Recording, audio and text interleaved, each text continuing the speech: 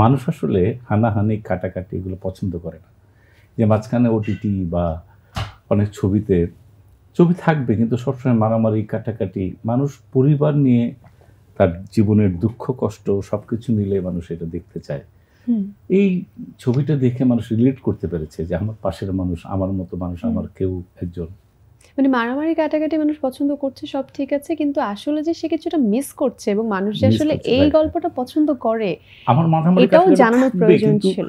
সব সময়ের জন্য সেটা ভালো না, একদমই তাই। আমি বলছি না যে থাকবে না, ছবিতে থাকবে, কিন্তু মানুষ এইগুলো মিস করেছে।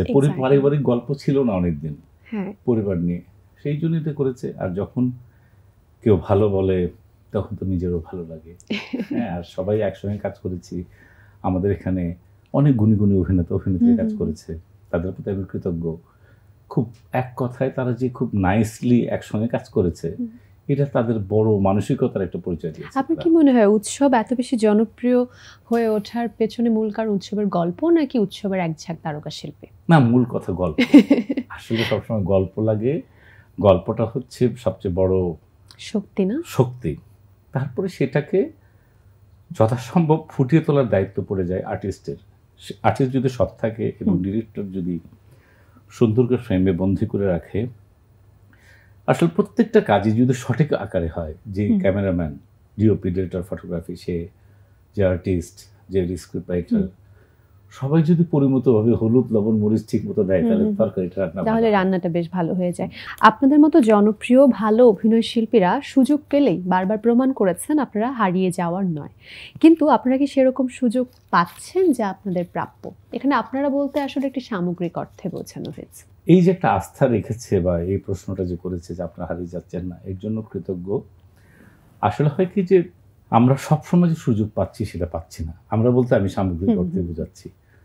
সবাই এখন শর্টকাট খোঁজে। যেরকম আগে যখন আমরা নাটক করতাম, নাটক করলে নাটকে সে স্টেজে কেমন করছে, তারপরে সে টিভিতে কেমন করছে, তার অ্যাটিটিউড কেমন, ব্যবহারটা কেমন, বাচনভঙ্গি কেমন, জেস্চার কেমন, অনেক কিছু চিন্তা করে তাকে কাস্ট করা হতো। এখন কাস্ট করা ওর ভিউ কতখানি, এই ছেলেটার ভিউ আছে অনেক, এই মেয়েটার ভিউ আছে। এখন দুটা যোজন পার্থক্য। এখন সেই জন্য আমাদের এগুলো হচ্ছে না। আর ভিউ এক সময় থাকে না, ভিউ অনেক কিছুতে হয়, আবার অনেক কিছুতে নষ্ট হয়ে যায়।